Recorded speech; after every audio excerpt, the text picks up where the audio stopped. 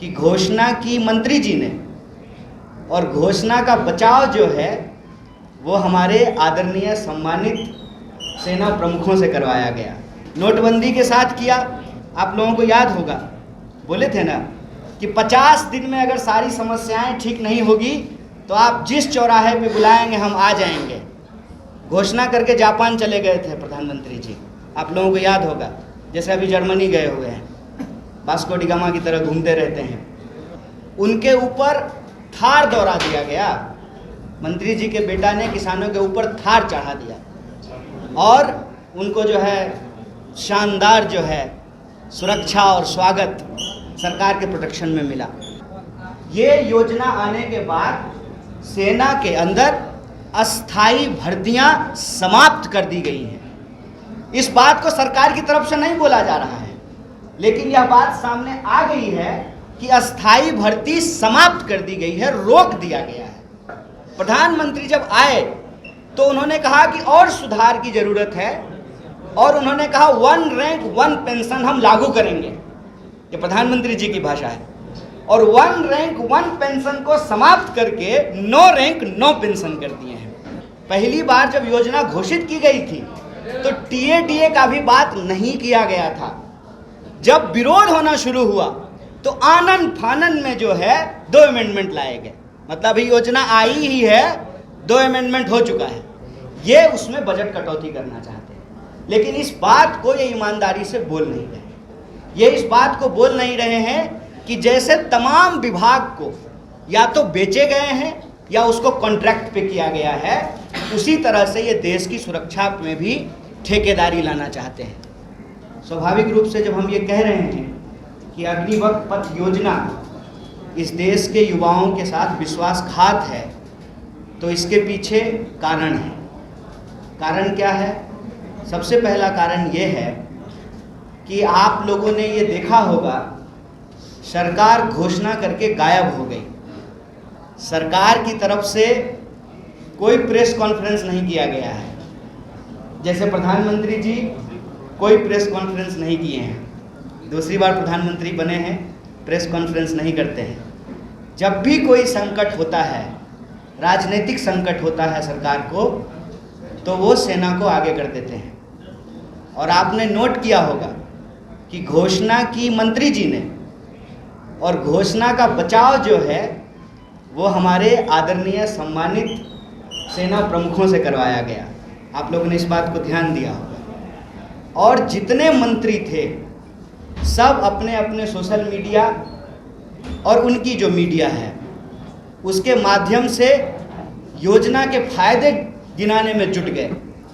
फायदे गिनाते गिनाते कुछ तो भाजपा के नेता ये भी फायदा गिना दिए कि आप अग्निवीर बन करके जब आएंगे तो आप कुशल ड्राइवर बन सकते हैं, कुशल नाई बन सकते हैं। एक तो भाजपा के बड़े नेता हैं, उन्होंने कहा कि हम तो भाजपा ऑफिस में आपको चौकीदार की नौकरी भी दे देंगे। ये सब चीज़ आप लोगों ने सुना होगा। इस पूरी योजना को लेकर के जो कांग्रेस पार्टी का स्टैंड है, भारतीय राष्ट्रीय कांग्रेस जो कह रही है कि ये योजना पूर्णतः इस देश की सुरक्षा और देश के नौजवानों के भविष्य और उनके सपनों के साथ खिलवाड़ है। इसीलिए सरकार को अन्य योजनाओं के साथ जो उन्होंने किया है, जैसा उन्होंने नोटबंदी के साथ किया, आप लोगों को याद होगा, बोले थे ना कि 50 दिन में अगर सारी समस्याएं ठीक नहीं होगी तो आप जिस चौराहे पे बुलाएंगे हम आ जाएंगे। घोषणा करके जापान चले गए थे प्रधानमंत्री जी, आप लोगों को याद होगा। जैसे अभी जर्मनी गए हुए हैं, वास्को डी गामा की तरह घूमते रहते हैं। उस योजना के बाद भी जितने दावे किए गए थे, आप सब ये प्रश्न पूछिएगा कि नोटबंदी के बाद दावे किए गए कि काला धन वापस आ जाएगा। आरबीआई ने कहा कि पुराने नोट लगभग वापस आ गए, तो काला धन कहाँ गया? और आपकी सूचना के लिए स्विस बैंक में भारतीयों का जमा पैसा आज ऐतिहासिक रूप से सबसे ज़्यादा है और डॉलर के मुकाबले रुपया ऐतिहासिक रूप से सबसे नीचे है। तो नोटबंदी के साथ वही हुआ। जीएसटी के साथ आप जानते हैं 36 बार से ज़्यादा जीएसटी में अमेंडमेंट हो चुका है। उसके नियम में बदलाव किए जा चुके हैं। उसके बाद कृषि कानून आया। कृषि कानून के वक्त भी बार बार क्या कह रहे थे, कृषि मंत्री कह रहे थे कि किसी भी सूरत में जो है कृषि कानून वापस नहीं लेंगे। चुनाव आया, चुनाव को देखते हुए और किसान जो लगातार 700 से ज़्यादा किसानों ने अपनी शहादत दी, 1 साल से ज़्यादा तक शांतिपूर्ण तरीके से संघर्ष किया, सब तरह के आरोप उन्होंने झेले। क्या क्या नहीं कहा गया किसानों को, सब कुछ कहा गया।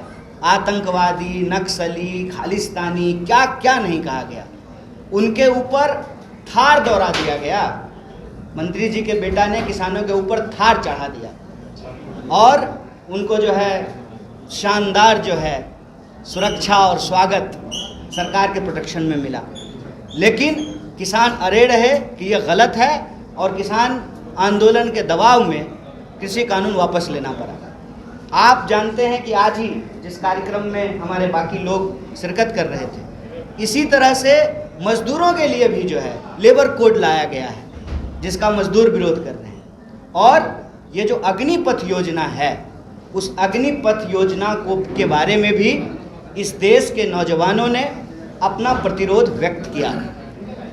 और मज़ेदार बात यह है कि ये कहते हैं कि जो सेवारत सेना प्रमुख हैं वो फ़ायदे गिना रहे हैं, वो सम्मानित हैं। उनके पक्ष में हम लोग उनके विरोध में कुछ नहीं कह सकते हैं, कहना नहीं चाहिए, क्योंकि सेना हमारे लिए सम्मान की चीज़ है।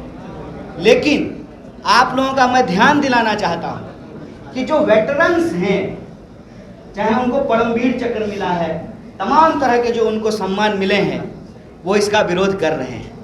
और आप सेना के भीतर जो आपके भी परिवार से कार्यरत लोग हैं, उनसे पूछिए। मेरे परिवार से कार्यरत लोग हैं, 16 लोग जो आर्म फोर्सेस की नौकरी करते हैं, आप उनसे पूछिए, वो आपको बताएंगे एक एक करके कि इस योजना की समस्या क्या है।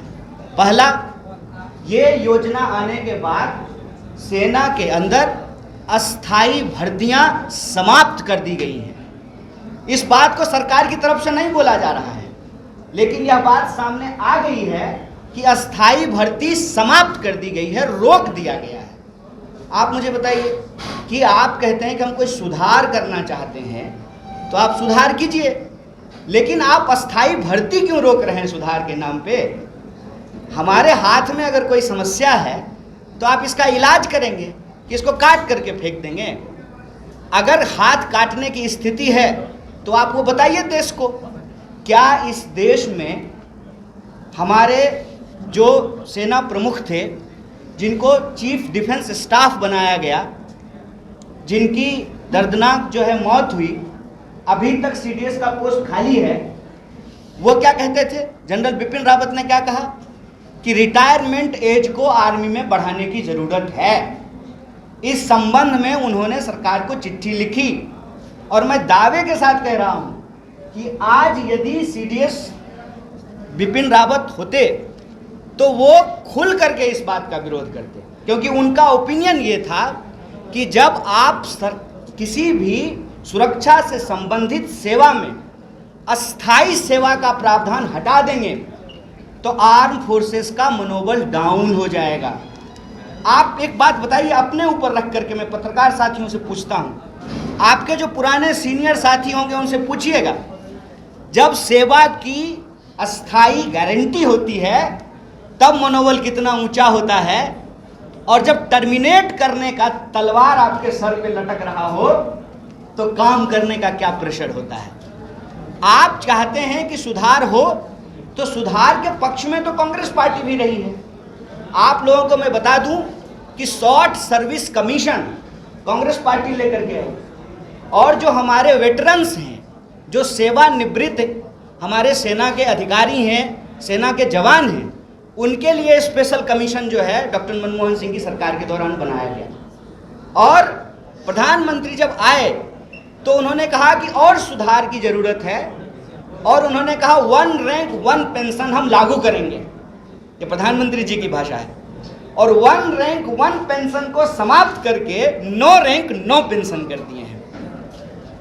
9 rank 9 pension, only tension. Tension किसको? जो नौजवान इस देश के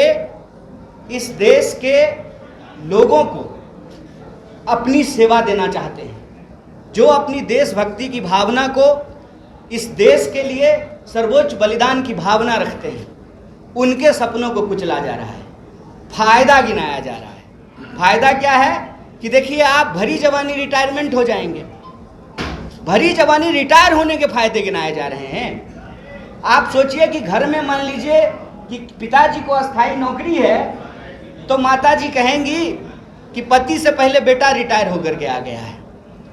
और 4 साल क्यों, 3 साल क्यों नहीं, 5 साल क्यों नहीं? ये 4 साल वैसे ही रैंडम नंबर है कि एक दिन जो है रक्षा मंत्री जी को सपने में आया और उन्होंने कहा 4 साल, 5 साल क्यों नहीं?